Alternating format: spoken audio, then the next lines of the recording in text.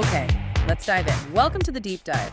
We take your sources, break them down, and pull out the core insights for you. And today, we're looking at sources about building a self-care program, specifically using family remedies, things you find right in your kitchen. Right, what one source kind of playfully called health packs and home brews. So our job is to unpack the key ideas here for you. And what's really interesting I found is that they don't jump straight to the garlic and honey. No, they start with a foundation. A blueprint, really, for daily self-care. It's all about building consistent habits first. Things like starting the day with intentional breathing, making sure you get some daily movement for your metabolism. And sleep. They really emphasize getting 7 to 8 hours and, crucially, sticking to a regular bedtime. Exactly. It's like that's the bedrock. Healthy meals, too.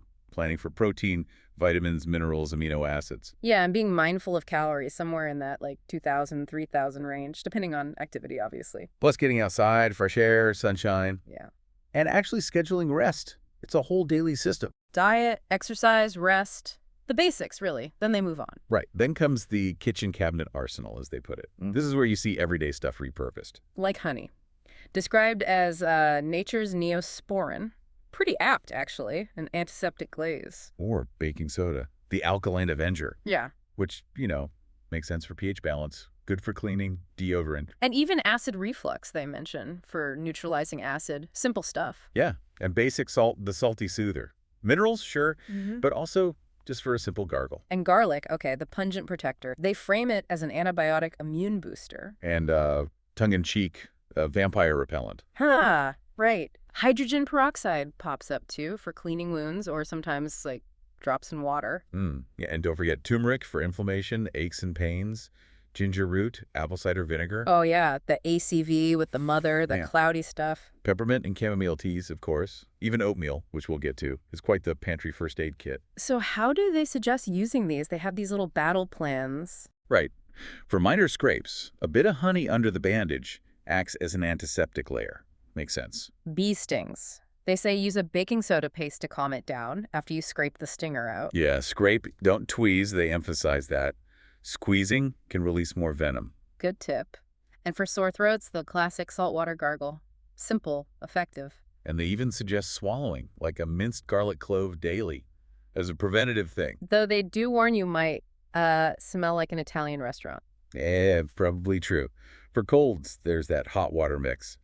Ginger, lemon, cayenne, honey. Just to soothe symptoms, And chilled tea bags, peppermint or chamomile on the eyes for puffiness. And the oatmeal bath. Ground oats and warm water for body aches, which prompted another funny line about bathing in breakfast food.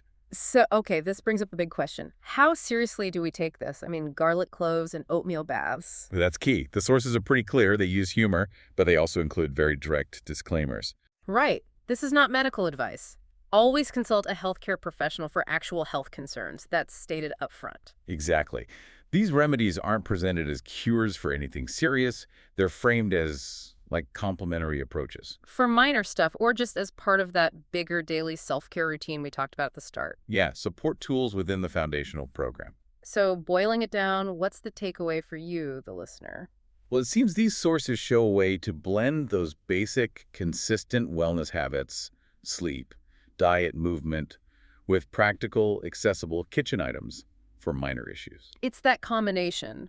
Routine care first, then these simple remedies as a support system. Definitely not a replacement for professional medical help. The sources are very explicit about that. But it does make you think about the resources you already have at home. And how maybe mindfully using things like hydration, rest, and some of these simple ingredients could support your overall well-being.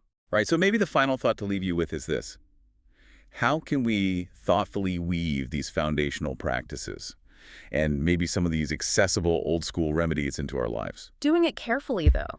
Leveraging them as support for health, like the sources suggest, not falling into self-diagnosis or seeing them as a magic bullet instead of getting proper medical advice when needed. Exactly. Using them wisely as part of the bigger picture.